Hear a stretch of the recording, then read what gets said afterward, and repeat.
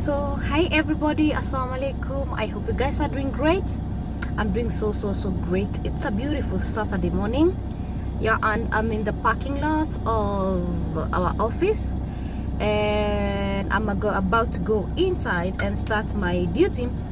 And I woke up so early today because my car had some issues with the battery, and I went and I fixed that, and I came earlier at work, and I'm so grateful today. If you guys say that good people doesn't exist, good people do exist.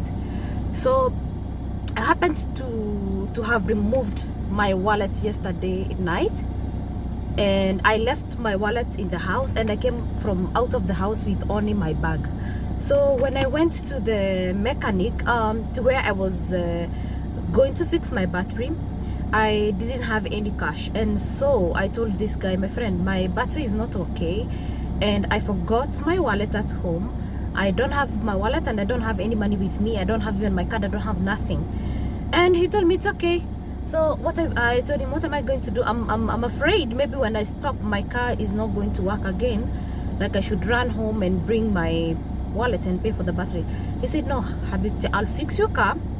You'll just go and bring money. Imagine, he don't know me.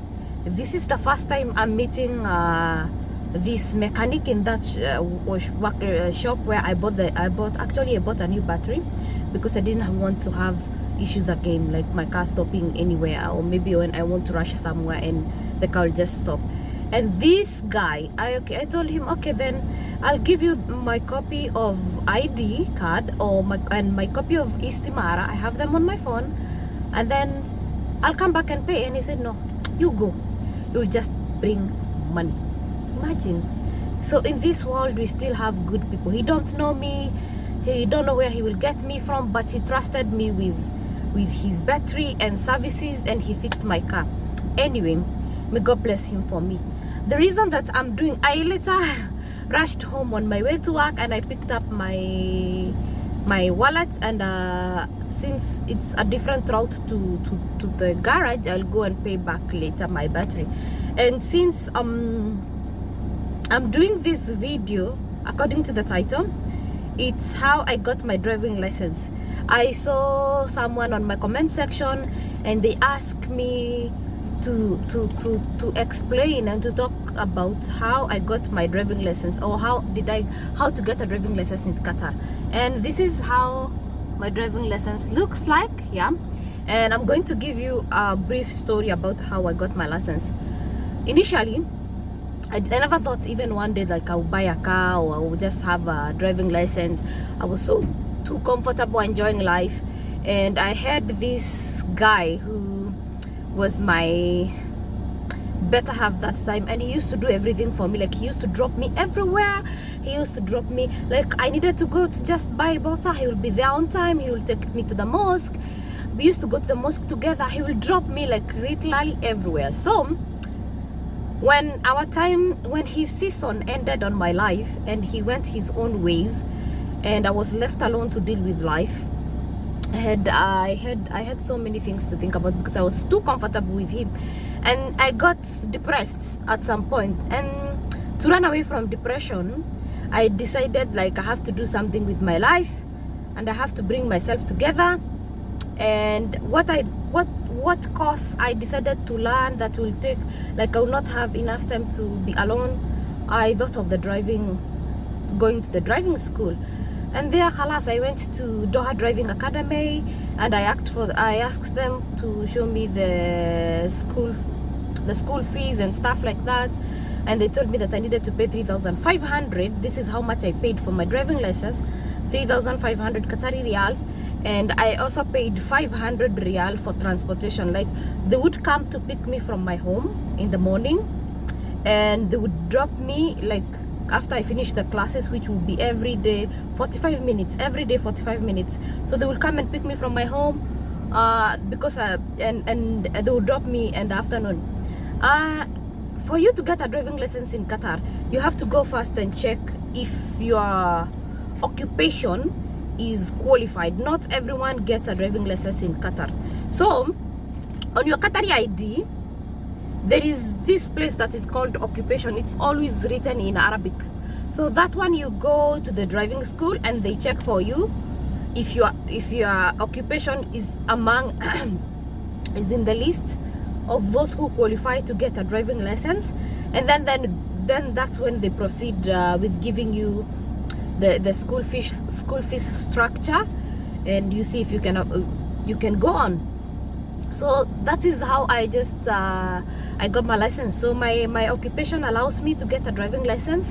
When I went, it was okay. I knew previously that I can get a driving license because my occupation is. So I went there for 3 months, almost 3 months. Yeah, from March, April, May and June. March, April, May and June. That is March of 2017, and I got my license on June 13, 2017. Approximately, I did around 45 days of classes. I have never driven anyone's car before. I never had a car before, but I used to ride a motorbike when I was in Kenya. Like I was very good at riding motorbike, and you know, riding a motorbike and driving a car is two different things. So I went approximately for 45 days in the test. When I did my first test, I failed the first test. Why did I fail the first test? The first test, the previous night before my exam, I saw my ex somewhere, and the same day I was doing my exam, there was my father's brother who was being buried that day. So I think, and I didn't sleep that whole night. I had a lot of anxiety. How is it going to happen? And so when it came to the test day, I didn't pass, and they give you another chance. And I knew I failed because I was stressed and I wasn't concentrating, and my mind was so like, oof. But alhamdulillah. So the next time when I went for the classes, I passed with flying colors, and I was like, mwah, mwah, mwah, mwah. So this is what happens during the test, the day of test. Did I rush these things too much? Okay, let me just go back a little bit. When you apply for driving school and you pay your school fees, which you have to pay the full amount, and you say you want to start doing your classes, you decide on which tutor or teacher who you would prefer to teach you. If you are a female, most females go for female teachers.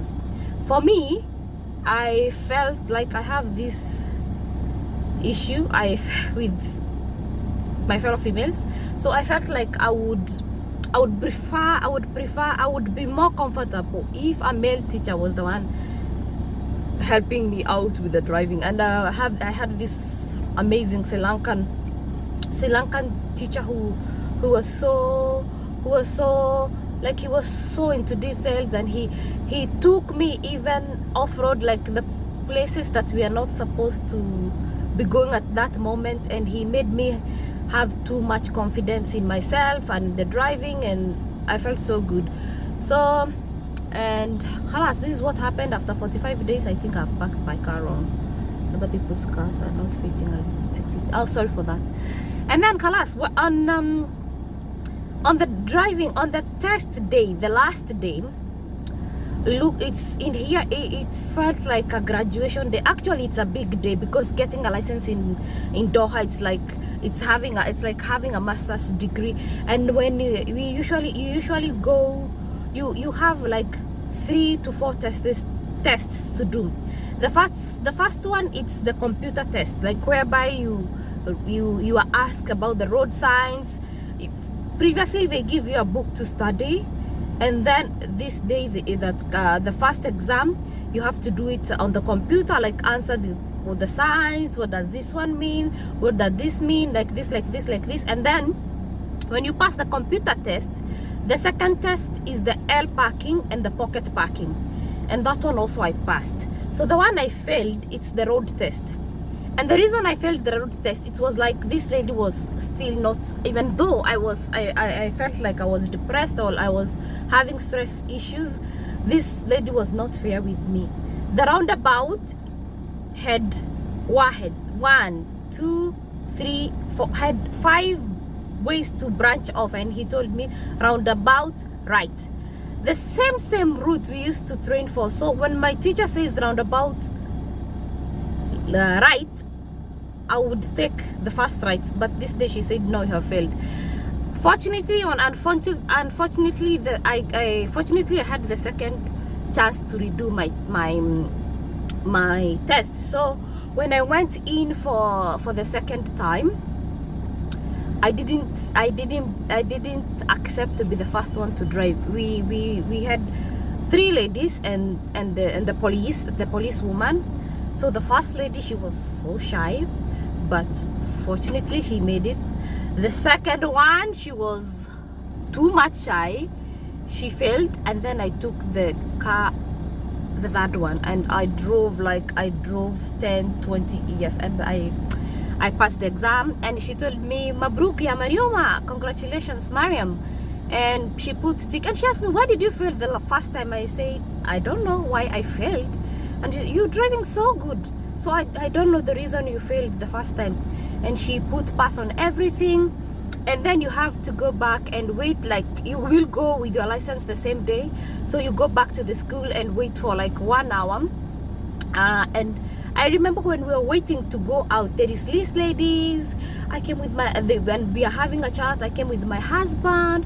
I can't wait to get my license. I came with my daughter, you know, she woke up very early because she wants to see me winning.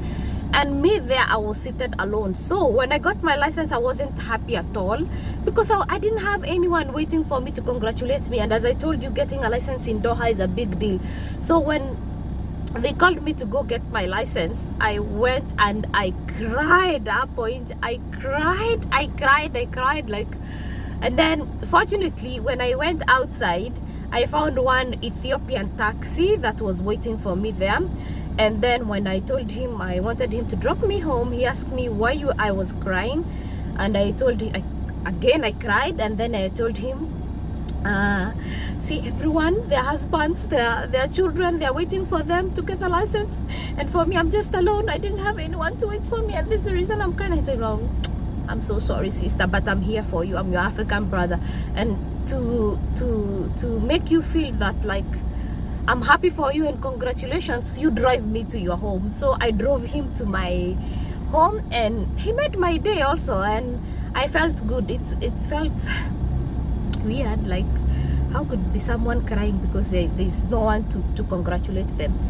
Anyway, this is a brief story, a short story of how I got my license, and afterwards how I bought my car.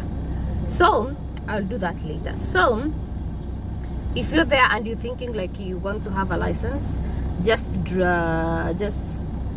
pop in any driving school.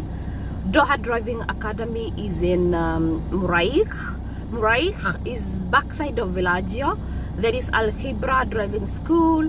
There is Dala Driving School in Abu Hamur, and there is Doha Driving Academy, which is in Salal. You can just visit any of them, and also you can check on Google and see which one is near to your house if you're in Doha, and just go and get in. It feels nice driving around, and it feels nice having a license. It's a good feeling. I would say that. So I want you to have yourself a very good day, which is fruitful. May God bless your hustles. May God bless whatever you're doing, and see you soon, inshallah, in another video.